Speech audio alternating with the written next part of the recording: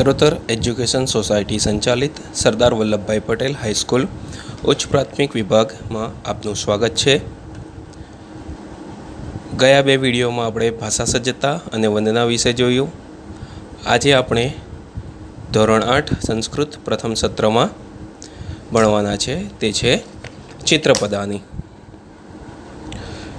વિદ્યાર્થી મિત્રો, ચિત્રપદાની તમે ધોરણ 6 અને ધોરણ 7માં પણ ભણીને આવ્યા છો, પણ એના કરતાં અહીંયા ચિત્રપદાની અલગ છે. જ્યારે 6ઠા 7મામાં તમે ચિત્રપદાની ભણ્યા ત્યારે તમે જોયું હશે કે પશુ પક્ષીઓના ચિત્રો, કોઈ વસ્તુઓના ચિત્રો આપ્યા હશે અને ફક્ત એના નામ આપ્યા હતા. હવે આ ચિત્રપદાનીમાં ચિત્ર તો આપેલું છે, પણ સાથે સાથે વાક્યના રૂપમાં તેને સમજાવવામાં આવ્યું છે. ખાસ કરીને અહીંયા આગળ જે પ્રયોગ થયેલા છે શબ્દોના, એ સર્વનામના શબ્દો છે. એટલે આપણે જે ચિત્રપદાની ભણવાના છે તે સર્વનામને લગતી ચિત્રપદાની પણ કહી શકાય આપણે. તો જોઈએ આપણે ચિત્રપદાની 1. આ ચિત્રમાં તમે જોઈ શકો છો કે બે બાજુ જુદા જુદા પશુ પક્ષીઓના ચિત્રો આપેલા છે. અહીંયા ગાડી તમને જોઈ શકો છો એસહ. એસહ એ સર્વનામ છે, જેનો અર્થ થાય છે આ.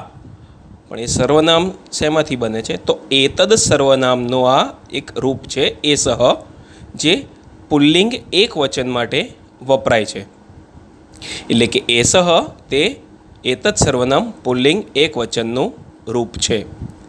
સામેની બાજુ છે સહ, તે પણ સર્વનામ છે, જેનો અર્થ થાય છે પેલો. એ તદ સર્વનામ પુલ્લિંગ એક વચનનું રૂપ છે. તો એસહ એટલે આ અને સહ એટલે પેલો. બંનેવ સર્વનામ છે, બંનેવ પુલ્લિંગ એક વચન છે.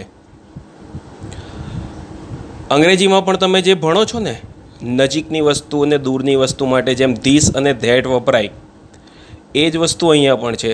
અહીંયા આગળ જોઈ શકો છો કે એક છોકરી છે, એ ચિત્ર બતાવી રહી છે પોપટનું અને બતાવે છે કે એસહ સુકહ.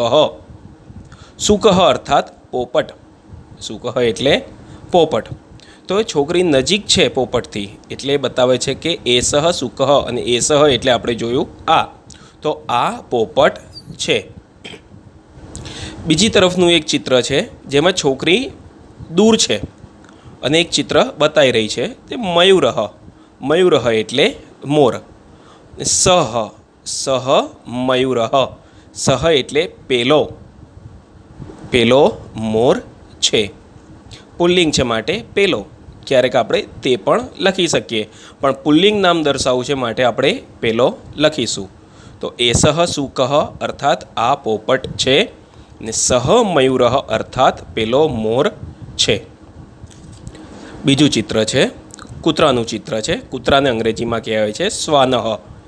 એસહ શ્વાનહ અર્થાત આ કૂતરો છે.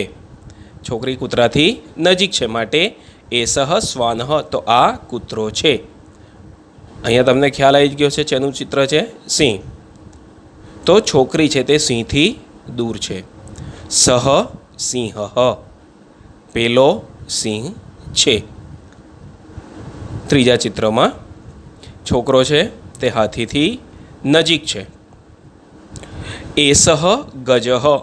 એસહ એટલે આ અને ગજહ એટલે હાથી. તો એસહ ગજહ અર્થાત આ હાથી છે. સામે છોકરો છે તે ઘોડાથી દૂર છે. તો સહ અશ્વહ. પેલો, પેલો અશ્વહ એટલે ઘોડો. પેલો ઘોડો છે. તો આ ચિત્રપદાનીમાં તમે જોયું કે આ બાજુના જે ચિત્રો છે, જેમાં છોકરો અને છોકરી તે આ ચિત્રોથી નજીક દર્શાવવામાં આવેલા છે, માટે તેને માટે એસહ શબ્દનો ઉપયોગ થયેલો છે. એસહ અર્થાત આ.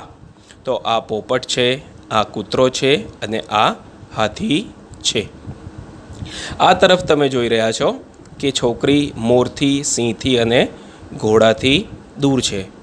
તો એની માટે સહ શબ્દનો ઉપયોગ થયો છે. સર્વનામ, સહ સર્વનામનો ઉપયોગ થયો છે. તો પેલો મોર છે, પેલો સિંહ છે અને પેલો ઘોડો છે. તો વિદ્યાર્થી મિત્રો, આ થયા પુલ્લિંગ સર્વનામની વાત. હવે આપણે જોઈશું સ્ત્રીલિંગ માટે વપરાતા સર્વનામો. તો એમાં તમે જોઈ શકો છો એસા અને સા આ બે સર્વનામનો ઉપયોગ થયેલો છે. જેમ આપણે જોયું એતદ સર્વનામ પુલ્લિંગ, એ જ પ્રમાણે અહીં ગાડી છે એસા એટલે એતદ સર્વનામ સ્ત્રીલિંગ એકવચનનું રૂપ, અને સા એટલે પેલી એતદ સર્વનામ સ્ત્રીલિંગ એકવચનનું રૂપ. તો જોઈએ અહીંયા પણ આ તમે ચિત્રો જુઓ છો. અહીંયા એક છોકરી છે, ટેબલ છે, ફરી એક છોકરી છે જેનું નામ ગીતા બતાવ્યું છે. અહીંયા મૂર્તિ છે, ફાઇલ છે, એક છોકરી છે જે પૂજા એનું નામ છે. તો અહીંયા પણ ચિત્રો જુઓ તમે, નજીક દર્શાવ્યા છે અને અહીંયા ચિત્રમાં તે દૂર દર્શાવવામાં આવેલા છે. તો નજીક માટે આગળ જોયું તે પ્રમાણે એસહના સ્થાને અહીંયા સ્ત્રીલિંગ છે માટે એસા, અને દૂર માટે સહના સ્થાને અહીંયા સ્ત્રીલિંગ છે માટે સા. તો એસા બાલિકા અર્થાત આ છોકરી છે, બાલિકા એટલે છોકરી. એસા ઉત્પીઠિકા, ઉત્પીઠિકા એટલે ટેબલ, આ ટેબલ છે. અને એસા ગીતા, અહીં એક છોકરી બતાવી છે જેનું નામ ગીતા છે, તો આ છોકરો કહે છે કે આ ગીતા છે. સાથી શરૂ થતા વાક્યો આપણે જોઈએ સા સર્વનામના ઉપયોગ દ્વારા. સા પ્રતિમા, છોકરી પ્રતિમાથી દૂર છે, પ્રતિમા અર્થાત મૂર્તિ, તો પેલી મૂર્તિ છે. એસા એટલે આ અને સા એટલે પેલી. સા સંચિકા, અહીંયા છોકરી સંચિકા અર્થાત ફાઇલ, ફાઇલથી દૂર છે, તો અહીંયા આગળ કહ્યું સા સંચિકા અર્થાત પેલી ફાઇલ છે. અહીંયા છોકરો ગીતાની નજીક છે માટે કહ્યું હતું આ ગીતા છે. અહીંયા આ છોકરો પૂજાથી દૂર છે, આ કન્યાથી દૂર છે જેનું નામ પૂજા આપેલું છે. સા પૂજા અર્થાત પેલી પૂજા છે. તો આગળ આપણે સર્વનામ એકવચનના જે રૂપો જોયા, એતદ સર્વનામ એકવચન એસહ અને સહ. અહીંયા એતદ સર્વનામ સ્ત્રીલિંગ એકવચનના રૂપો છે એસા અને સા. એસા બાલિકા, એસા ઉત્પીઠિકા, એસા ગીતા અર્થાત આ છોકરી છે, આ ટેબલ છે, આ ગીતા છે. સા પ્રતિમા, સા સંચિકા, સા પૂજા અર્થાત પેલી મૂર્તિ છે, પેલી ફાઇલ છે, પેલી પૂજા છે. અહીંયા તે પણ લખી શકાય, પણ આપણે સ્ત્રીલિંગ દર્શાવવાનું છે નામ, સ્ત્રીલિંગ નામ દર્શાવવું છે માટે પેલી ફાઇલ છે, પેલી મૂર્તિ છે, પેલી પૂજા છે એવું આપણે દર્શાવી શકીએ. આગળ જોઈએ આપણે. અહીંયા પણ આગળની જેમ જ બે પ્રકારના ચિત્રો નજીક અને દૂર દર્શાવેલા છે. અહીંયા એતત, એતત અર્થાત આ, અને તત, તત અર્થાત પેલું. તો જોઈએ એતત એટલે આ, તો એ પણ એતદ સર્વનામ નપુંસકલિંગ એકવચનનું રૂપ છે, અને તત એ તદ સર્વનામ નપુંસકલિંગ એકવચનનું રૂપ છે. જેમ આગળ આપણે જોયું અહીંયા સ્ત્રીલિંગમાં, આગળ પુલ્લિંગમાં કે એતદ સર્વનામ પુલ્લિંગ અને સ્ત્રીલિંગ એકવચન, તદ સર્વનામ પુલ્લિંગ અને સ્ત્રીલિંગ એકવચનના રૂપ હતા.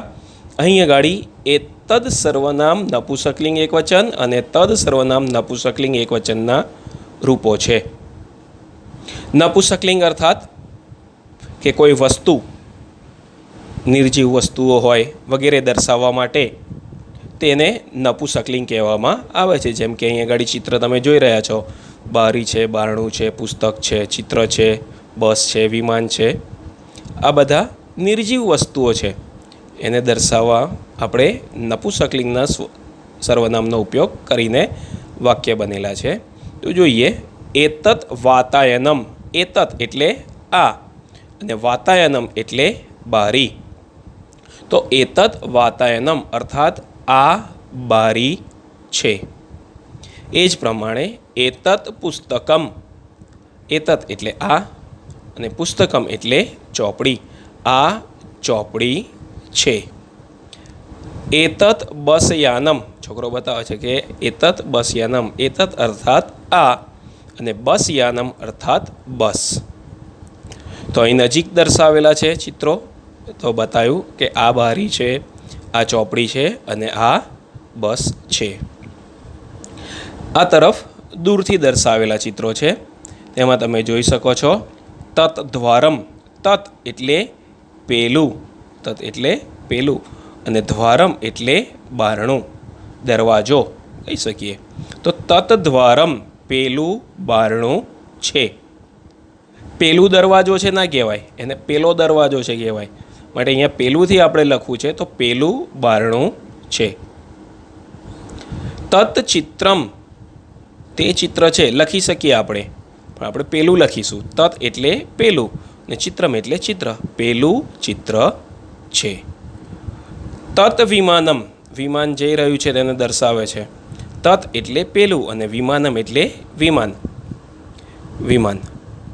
તો અહીં આગળ આપણે નપુંસકલિંગના સર્વનામથી ઉપયોગ થતા વાક્યો ચિત્ર દ્વારા જોયા, કે જેમાં બતાવે છે કે નજીકની વસ્તુઓ દર્શાવવા માટે એ તત અને દૂરની વસ્તુઓ દર્શાવવા માટે તત. આ બારી છે, આ ચોપડી છે, આ બસ છે, જે ત્રણેય નજીક દર્શાવેલા છે. પેલું બારણું છે, પેલું ચિત્ર છે, પેલું વિમાન છે.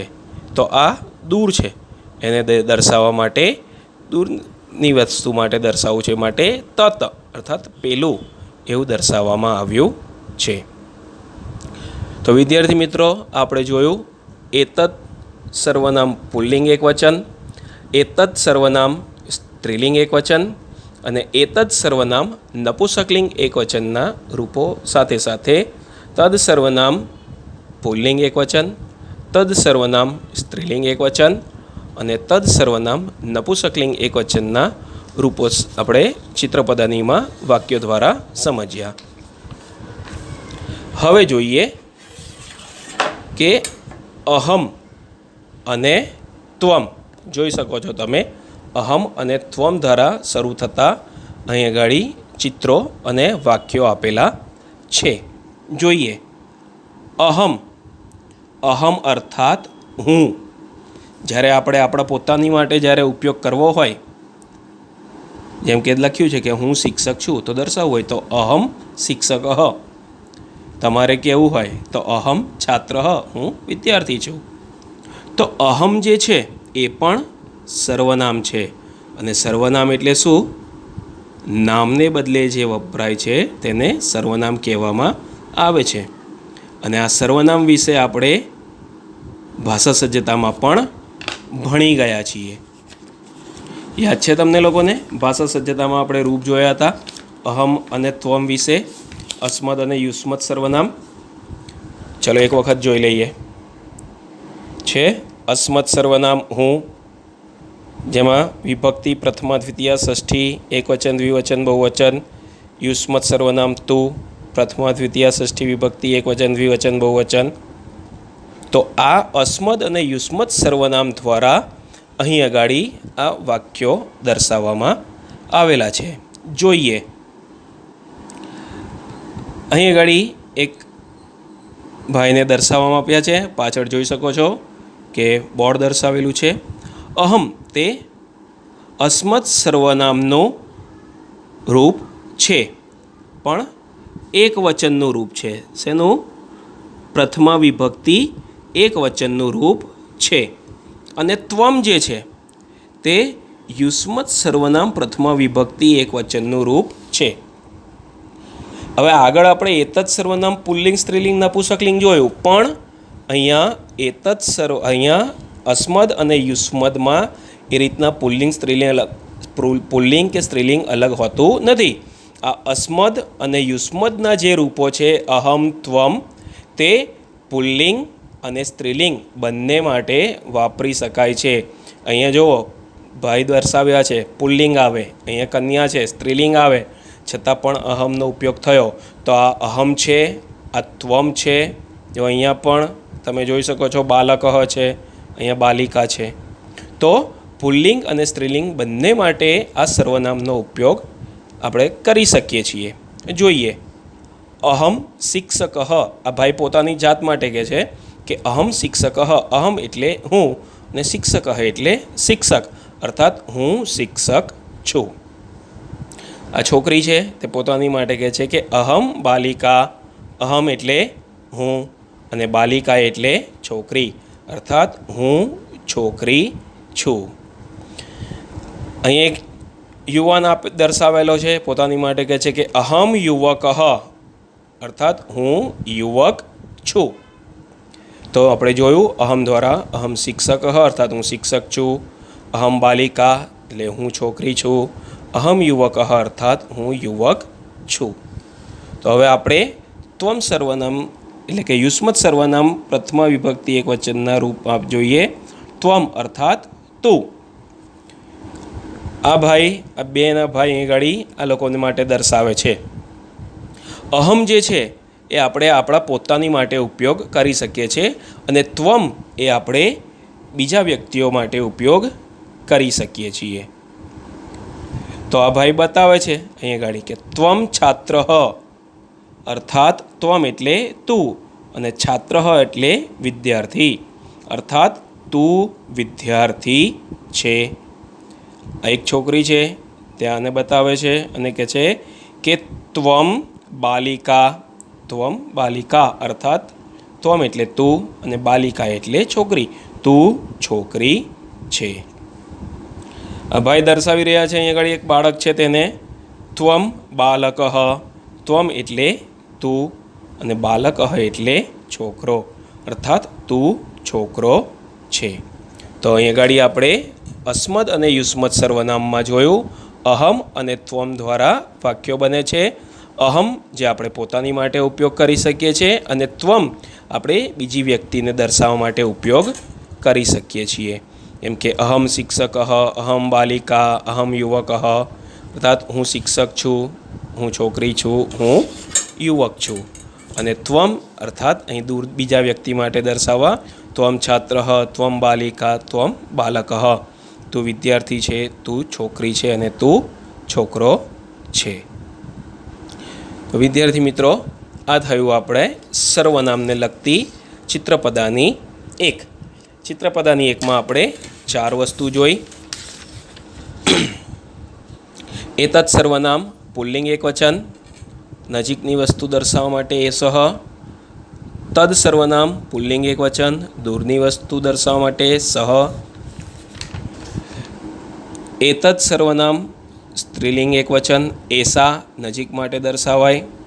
તદ સર્વનામ સ્ત્રીલિંગ એકવચન સા દૂરની વસ્તુ દર્શાવવા માટે. એતદ સર્વનામ નપુંસકલિંગ એકવચન નજીકની વસ્તુ દર્શાવવા માટે નપુંસકલિંગનું રૂપ. અને તદ સર્વનામ નપુંસકલિંગ એકવચન જે દૂરની વસ્તુ દર્શાવવા માટે વાપરવામાં આવે છે. તેમજ અસ્મદ અને યુષ્મત સર્વનામના પ્રથમા વિભક્તિ એકવચનના રૂપો અહમ અને ત્વમ અર્થાત હું અને તું. હું એ પોતાની માટે વપરાય છે જ્યારે તું એ આપણે બીજાની માટે ઉપયોગ કરી શકાય છે. વિદ્યાર્થી મિત્રો આ જોયું આપણે ચિત્રપદાની એક. આવતા વિડીયોમાં આપણે જોઈશું ચિત્રપદાની 2 વિશે, જેમાં આ જ રીતના બધી વસ્તુ છે પણ અહીંયા આપણે જોયું એક વચનના રૂપો, જ્યારે એમાં આવશે બહુવચનના રૂપો. તો ઘરે રહી સારી રીતે અભ્યાસ કરવો અને આ ચિત્રપદાનીમાં જે સર્વનામોનો ઉપયોગ થયો છે એની એક નોંધ તૈયાર કરવી. ઘરે જ રહેવું અને સ્વસ્થ રહી તંદુરસ્ત રહી સમાજ સેવા કરી આપણે આપણા દેશ પ્રત્યેનું ઋણ અદા કરવું. જય હિન્દ, જય ભારત.